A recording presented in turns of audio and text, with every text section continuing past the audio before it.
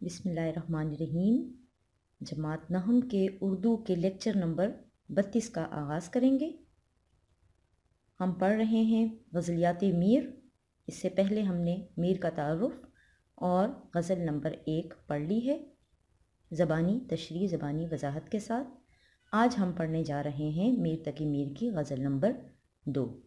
تو آپ لوگ اپنی بکس ہاتھ میں لے لیں اور نکالیں صفحہ نمبر 115۔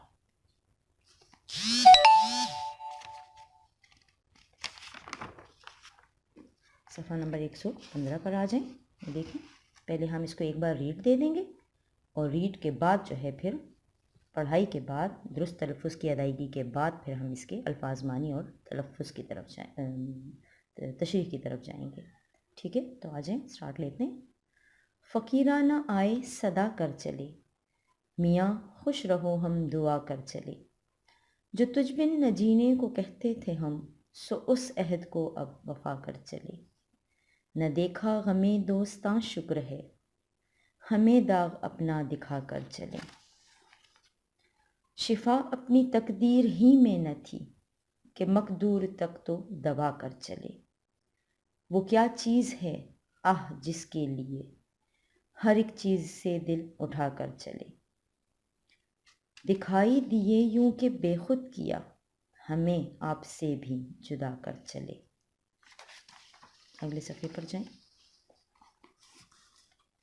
جبیں سجدہ کرتے ہی کرتے گئی، حق بندگی ہم ادا کر چلیں۔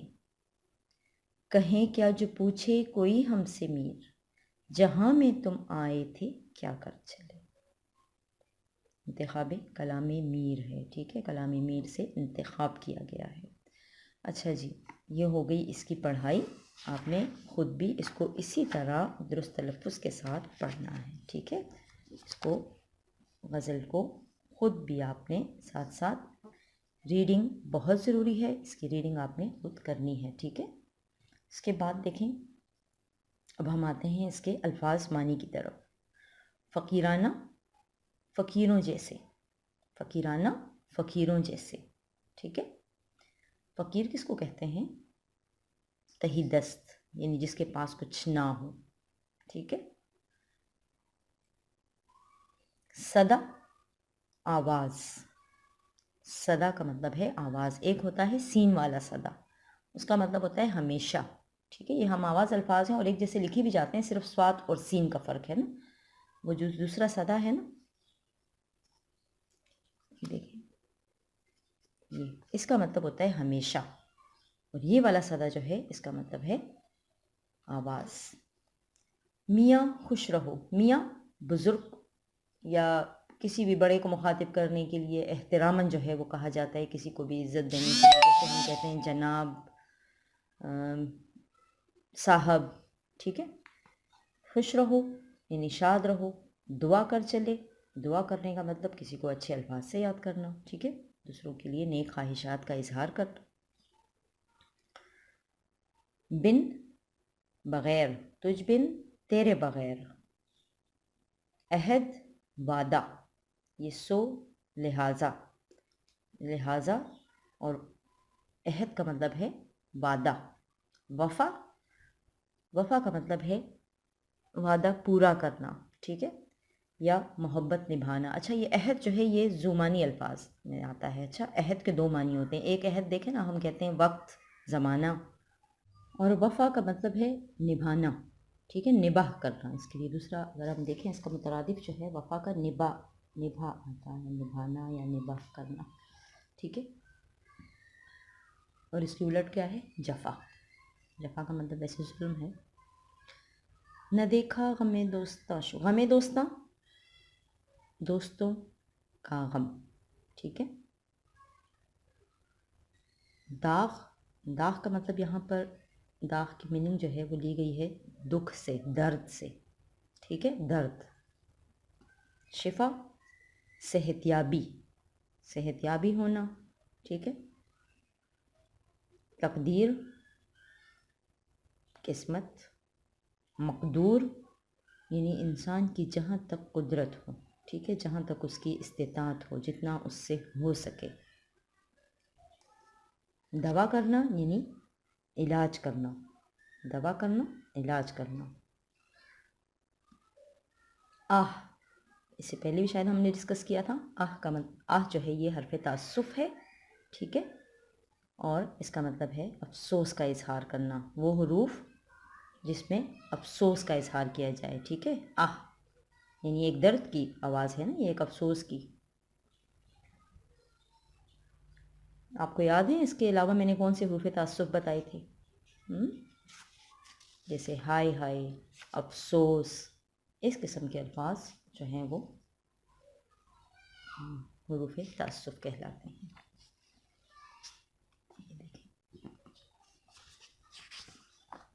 जबी माथे को कहते हैं, जबी, माथा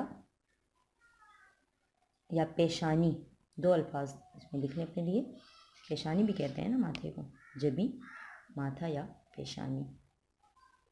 हक़ बंदगी, बंदगी का मतलब है इबादत, इबादत का हक, ठीक है, इबादत का हक। जहाँ दुनिया, जहाँ दुनिया, अब यहाँ पे क्या है? हर्फ़े इस्तिफ़हाम, ठीक है, सवाल किया जा रहा है ना, तो हर्फ़े इस्तिफ़हाम है ये। इसकी अल्फाज मानी हो गए हैं।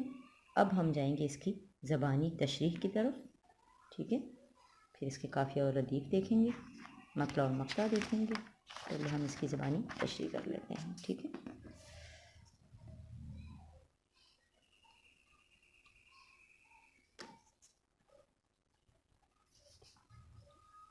फ़कीराना आए सदा कर चले, मियाँ खुश रहो हम दुआ कर चले।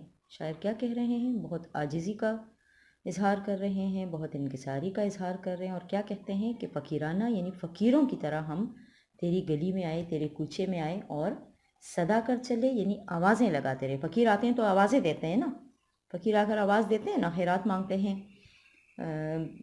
भीख मांगते हैं, ठीक है, तो वो आकर जब आवाज़ लगाते हैं तो अक्सर उनका क्या नारा होता है, क्या आवाज़ होती है कि जो दे उसका भी भला और जो ना दे उसका भी भला, ठीक है ना।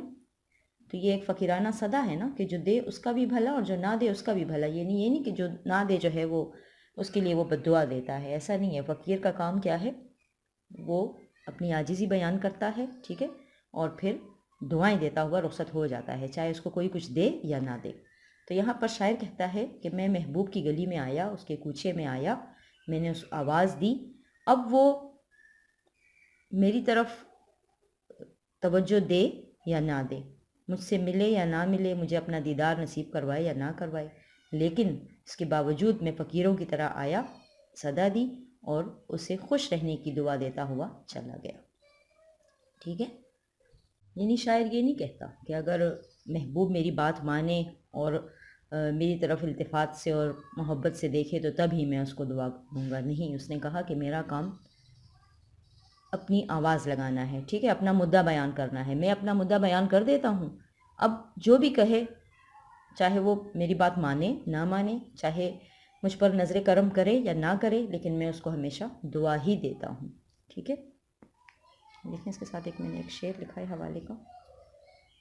दुआएं उनको भी अंधा फ़कीर देता है जो खोटे सिक्के भी झोली में डाल देते हैं, ठीक है, कि जो खोटे सिक्के तो ज़ाहिर नहीं चलते हैं ना, जो ख़राब हो चुके होते हैं, नाकारा होते हैं, ठीक है।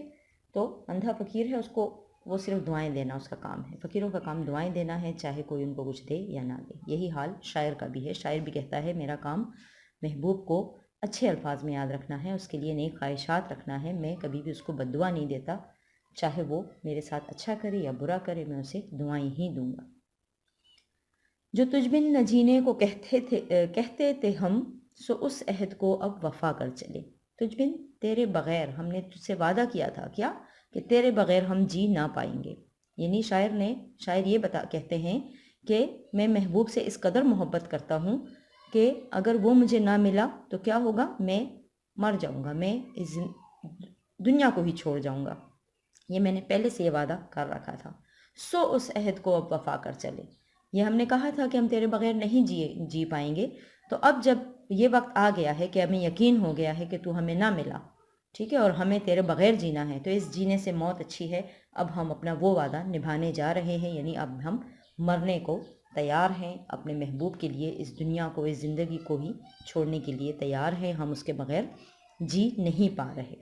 یعنی محبوب کے بغیر جینا محال ہے، میں اس کے بغیر نہیں رہ سکتا۔ وہ جو میں نے اس سے وعدہ کیا تھا وہ وعدہ جھوٹا نہیں تھا، اب میں وہ وعدہ نبھانے جا رہا ہوں، وہ وعدہ سچ کرنے جا رہا ہوں، یعنی کہ میں اپنی زندگی یا تو ختم کرنے جا رہا ہوں یا غم سے خود بخود میری زندگی کا چراغ گل ہونے جا رہا ہے۔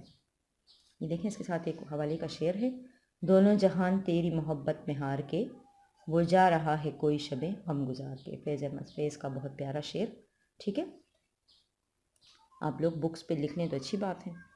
نہ دیکھا غم دوستاں شکر ہے، ہمیں داغ اپنا دکھا کر چلے، کہ میرے زندگی میں بہت سارے غم آئے۔ میر کی شاعری، ہم نے کہا نا کہ رنج و علم کی شاعری ہے، ان کے زندگی کے غم ہیں، ٹھیک ہے، جو انہوں نے، ان کے درد ہیں جو انہوں نے جمع کر کے جو ہے وہ ان کو شعر کی صورت دے دی ہے، لیکن اس کے باوجود وہ شکر ادا کرتے ہیں کہ کچھ غم ایسے ہیں جو ابھی بھی مجھے نہیں ملے، یعنی دوستوں کے غم، کچھ غم ایسے ہیں کہ دوستوں کے کچھ غم ایسے ہیں جو مجھے نہیں ملے، اور میں اس پر اللہ کا جتنا بھی شکر ادا کروں وہ کم ہے۔ میں بہت شکر ادا کرتا ہوں کہ یہ غم مجھے نہیں ملے۔ وہ غم کیا ہے؟ دوستوں کے غم، یعنی دوست جو ہے وہ انسان کو اپنی جان سے بھی پیارا ہوتا ہے۔ زندگی میں سب سے پیارا رشتہ جو ہے وہ دوستی کا ہوتا ہے۔ انسان کو اپنے دوستوں سے بڑی محبت اور بہت خلوص سے وہ اپنے دوستوں سے محبت کرتا ہے۔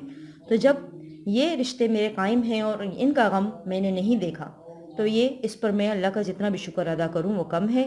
ہمیں داغ اپنا دکھا کر چلے، ہمیں کا مطلب ویسے تو ہے ہم سب، داغ یعنی دکھ درد، میں ہی ان کو اپنا غم دے کر جا رہا ہوں۔ یہ اچھی بات ہے کہ میں ان سے پہلے جو ہے وہ اس دنیا سے جا رہا ہوں، میں اس بات پر بہت خوش ہوں، مجھے اس بات کا غم نہیں ہے۔ میں اس بات پر خوش ہوں کہ میں اپنے دوستوں کو جو ہے میں بجائے اس کے کہ دوست مجھے چھوڑ کر چلے جاتے اور میں ان کا غم کرتا، اس سے اچھا ہے کہ میں ان سے پہلے چلا جاؤں۔ میں ان کا غم برداشت نہیں کر پاتا، ٹھیک ہے، ان کا غم میرے لیے برداشت کرنے کے قابل نہیں ہے۔ یہ دیکھیں حوالے کا شعر: عجب سرا ہے یہ دنیا کہ اس میں شام و سحر، کسی کا کوچ کسی کا مقام ہوتا ہے۔ ٹھیک ہے، سرا کہتے ہیں مسافر خانے کو، ٹھیک ہے، مسافر خانہ یا عارضی طور پہ سرا مسافر خانہ، یعنی کہ یہ دنیا ایک ایسا مسافر خانہ ہے کہ اس میں کوئی آتا ہے اور کوئی جاتا ہے، ٹھیک ہے نا۔ کوچ کا مطلب سفر کرنا، اور مقام ہونا یعنی کسی کا یہ مقام ہو جانا، یہ جگہ کسی کے لیے ہو جانا قائم۔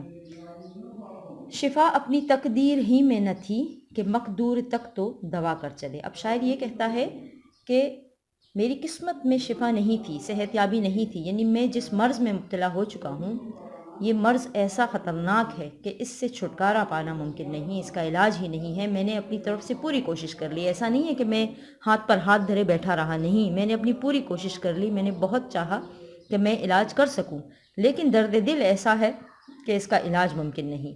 میں نے اپنی طرف سے پوری کوشش کر کے دیکھ لی، مجھے کوئی فائدہ نہیں ہوا، کوئی صحت یابی نہیں ہوئی۔ میں نے اپنی ساری کوششیں، اپنے ساری جدوجہد کر کے دیکھ لی، اور آخر میں اسی نتیجے پر پہنچا کہ میری قسمت میں شفا نہیں تھی، میری قسمت میں اس درد سے، اس بیماری سے، اس مرض سے چھٹکارا تھا ہی نہیں۔ تو چاہے میں کتنے بھی، ظاہر علاج بہت سارے لوگ کرتے ہیں، جب کوئی بیمار ہو جاتا ہے تو ہر طرح کا علاج کیا جاتا ہے، کچھ لوگوں کو معمولی علاج سے شفا مل جاتی ہے، کچھ کے لیے بہت زیادہ علاج کیے جاتے ہیں تب کہیں جا کے ٹھیک ہوتے ہیں، کچھ لوگوں کے ایسے مرض ہوتے ہیں کہ وہ ٹھیک نہیں ہو پاتے، ٹھیک ہے نا۔ تو یہاں پر بھی شاعر یہی کہتا ہے کہ میرے مرض کی بھی دوا میں نے کرنے کی کوشش کی، میں نے بہت چاہا، لیکن مجھے اس مرض سے نجات نہ مل سکی اور میں موت کی طرف چلا گیا۔ مریض عشق پہ رحمت خدا کی، مرض بڑھتا گیا جوں جوں دوا کی، سنا ہوگا نا۔ آگے دیکھیں: وہ کیا چیز ہے آہ جس کے لیے ہر ایک چیز سے دل اٹھا کر چلے۔ اب یہ یہاں پہ دیکھیں تھوڑا سا صوفی ٹچ بھی دیا ہوا ہے، ٹھیک ہے۔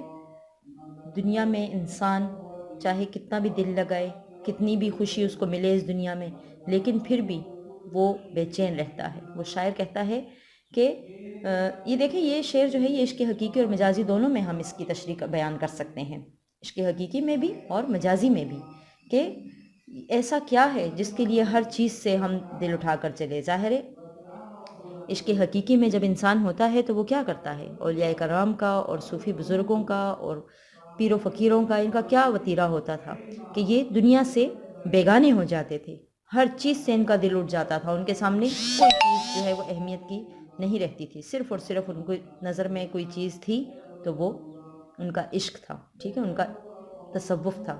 تو یہاں پر بھی شاعر یہی کہتے ہیں کہ ایسی چیز کیا ہے؟ وہ کہتے ہیں کہ میں حیران ہوں کہ یہ کیسا عشق ہے کہ جس کے لیے کیا ہے کہ ہر چیز سے میرا دل بھر گیا ہے۔ اور اگر ہم اس کو عشق مجازی میں لے کر جائیں تو شاعر کہتا ہے کہ محبوب کے عشق نے مجھے ہر چیز سے بیگانہ کر دیا ہے، دنیا اور اس کی چیزوں میں میرے لیے کوئی دلچسپی اب باقی نہیں رہی، میرے لیے صرف اور صرف محبوب ہے، اس کی محبت ہے، اسی میں میرا دل لگتا ہے، اور یہ دنیا کی باقی چیزیں میرے لیے بے معنی ہو گئی ہیں۔ تو اس لیے وہ کہتا ہے کہ ہر چیز سے میرا دل بھر گیا ہے، اب مجھے نہ تو اس دنیا سے کوئی کام ہے، نہ اس کی چیزوں سے، نہ اس کی چیزیں مجھے مسرت دیتی ہیں، خوشی دیتی ہیں، میری خوشی کا محور و مرکز میرا محبوب ہے، ٹھیک ہے، اور اسی محبوب سے میری ہر خوشی، میری ہر تمنا وابستہ ہے۔ اگر وہ مجھے نہ ملے یا وہی مجھے نہ مل سکے تو کیا ہوگا؟ مجھے کسی چیز میں بھی آرام نہیں آئے گا، اس کا کوئی دوسرا نعم البدل نہیں ہے۔ یہ دیکھیں اس کے ساتھ حوالے کا شعر ہے، کیا کشش اس حسن بے پناہ میں ہے، کیا کشش اس حسن بے پناہ میں ہے، جو قدم ہے اسی کی راہ میں ہے، کہ اس کا کیا حسن ہے کہ میرا جو بھی قدم اٹھتا ہے وہ اسی کی طرف اٹھتا ہے۔ دکھائی دیے یوں کہ بے خود کیا، ہمیں آپ سے بھی جدا کر چلے، دکھائی دیے یعنی نظر آئے، کہ مجھے ایسے نظر آئے کہ مجھے خود سے بیگانہ کر دیا۔ شاعر کہتے ہیں محبوب کا ایسا جلوہ تھا یا اس کا ایسا عشق تھا کہ جب وہ مجھے نظر آیا تو میں خود پر قابو ہی نہ رہ سکا، میں خود پر قابو نہ رکھ سکا، ٹھیک ہے۔ اس سے پہلے ہم نے پڑھا تھا نا، ہوش جاتا رہا نہیں لیکن جب وہ آتا ہے تب نہیں آتا، ٹھیک ہے۔ تو یہ سلسلہ یہاں پر بھی ہے، یہاں پر بھی شاعر یہی کہتا ہے کہ جب مجھے محبوب نظر آیا تو کیا ہوا، میں اس قدر بے خود ہو گیا، بے قابو ہو گیا، بیگانہ ہو گیا، بے ہوش ہو گیا، اپنے حواسوں سے میں نہ رہا کہ ہمیں آپ سے بھی جدا کر چلے، کہ میں خود سے بھی بیگانہ ہو گیا، آپ سے، ہمیں آپ سے یعنی مجھے خود سے، ہمیں خود اپنے آپ سے بھی اس نے الگ کر دیا۔ محبوب کا ایسا جلوہ تھا، اس کا ایسا دیدار تھا کہ میں خود پر قابو نہ رکھ سکا، اور یہاں تک کہ میں اپنے ارد گرد سے، اس دنیا سے اور خود سے بھی الگ ہو گیا، یعنی کہ مجھے کسی چیز کا ہوش نہیں رہا۔ یہ دیکھیں اس کے ساتھ حوالے شعر، بے خودی لے گئی کہاں ہم کو، دیر سے انتظار ہے اپنا، ٹھیک ہے۔ بے خودی کا مطلب وہی کہ انسان بیگانہ ہو جانا، بے ہوش ہو جانا۔ یہ دیکھیں، جبیں سجدہ کرتے ہی کرتے گئی، حق بندگی ہم ادا کر چلے، جبیں یعنی ماتھا، اب اس میں انسان اللہ تعالیٰ کے آگے سجدہ ریزی کا ذکر کرتا ہے، اس کی بندگی کا حق بیان کرتا ہے، ٹھیک ہے۔ جبیں یعنی ماتھا میں نے ٹیکا اللہ کے آگے، سجدہ میں نے کیا تو میں اٹھ نہ سکا، میں سجدہ کرنے پہ آیا تو میں سجدے میں بیٹھا رہا، میرے سجدے کا اتنے طویل ہوتے گئے کہ میں سر نہ اٹھا سکا، یعنی کہ اللہ تعالیٰ کے آگے ہم جتنی بھی اپنی عاجزی اور انکساری بیان کریں، اس کے آگے ہم کتنے بھی اپنے سر کو جھکائیں کم ہیں، ہم سر رکھتے ہیں سجدے میں تو پھر ہمیں اٹھانے کو دل نہیں چاہتا، اس لیے کہ اس کا حق ہی اتنا ہے، اس کا حق بندگی ہی اتنا ہے۔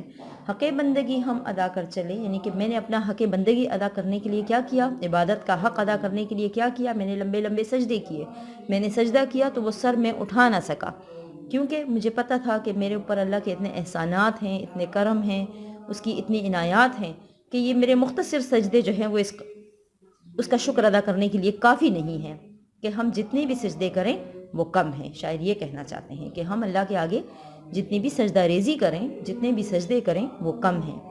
یہ دیکھیں حوالہ شعر، آج سجدوں کی انتہا کر دوں، آج سجدوں کی انتہا کر دوں، شوق مٹ جائے یا جبیں نہ رہے، ٹھیک ہے نا۔ اب یہاں پر ہے، کہیں کیا جو پوچھے کوئی ہم سے میر، جہاں میں تم آئے تھے کیا کر چلے، کہیں کیا کہیں، اگر ہم سے کسی نے پوچھ لیا کہ اے میر تم اس دنیا میں آئے تھے کیا کیا تم نے، ہم نے تو کچھ کیا ہی نہیں۔ اب شاعر کہتا ہے کہ دنیا میں آئے، زندگی گزاری، اور کیا کیا، کچھ بھی نہ کیا، کچھ بھی نہ کیا، یعنی کہ ہم آئے کس لیے تھے، ٹھیک ہے۔ یہاں پر دیکھیں نا، ہم نے جب ان کا تعارف پڑھا تھا میر کا، تو اس میں کہیں کہیں تصوف بھی جھلکتا ہے، اس پہ دنیا کی بے ثباتی کا ذکر بھی ملتا ہے۔ اب وہ کہتا ہے دنیا تو ایک بے ثبات جگہ تھی، میں تو آیا لیکن یہیں کا ہو کے رہ گیا، ٹھیک ہے، نسو کے خواب والے سبق کی طرح، ٹھیک ہے نا، کہ ہم یہاں آتے ہیں یہیں کے ہو کے رہ جاتے ہیں، پھر ہمیں آخرت کی فکر نہیں ہوتی۔ لیکن اگر ہم سے کسی نے یہ پوچھ لیا کہ تم اس دنیا میں آئے کس لیے تھے، بحیثیت مسلمان تم پیدا تو ہو گئے، اس دنیا میں آ تو گئے، اور تمہیں دین اسلام کے گھرانے میں اور مسلم گھرانے میں پیدا کیا گیا، لیکن تم نے آخر کیا کیا اس دنیا میں آ کر، تو تم کیا جواب دو گے؟ ہمارے پاس تو کوئی جواب نہیں ہے، ہم تو بہت شرمندہ ہیں، ہم نے تو زندگی رائے گاں گزاری، ہم تو جس مقصد کے لیے آئے تھے وہ مقصد ہی ہم بھلا بیٹھے، اب ہم کیا جواب دیں گے؟ ٹھیک ہے نا، تہمتیں چند اپنے ذمے دھر چلے، کس لیے آئے تھے ہم کیا کر چلے، ٹھیک ہے نا، تہمتیں، یہ دیکھیں میں نے سٹارٹ لیا تھا لیکن لکھا پورا نہیں ہے، دیکھیں تہمتیں چند اپنے ذمے دھر چلے،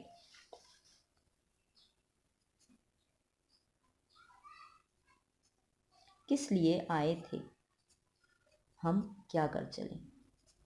یہ آپ کو جب میں نوٹس لکھواؤں گی تو اس پہ بھی پھر آپ کو اس کے حوالے کے یہی اشعار انشاءاللہ لکھوا دوں گی ساتھ ساتھ، ٹھیک ہے، یہاں تک آپ دیکھ لیں، اس کے بعد انشاءاللہ نیکسٹ لیکچر میں ہم اس کے قافیہ ردیف وغیرہ کر لیں گے، اس کی ایکسرسائز کر لیں گے، یہاں تک آپ اپنی بکس کمپلیٹ کر لیں ڈیٹس کے ساتھ اور الفاظ معنی کے ساتھ، اور جو میں نے آپ کو حوالے کے اشعار لکھوائے ہیں وہ بھی لکھیں اس کے ساتھ، اور اس کی ریڈنگ کریں، بار بار اس کو سمجھیں، اس کو پڑھیں، اس کو سمجھنے کی کوشش کریں۔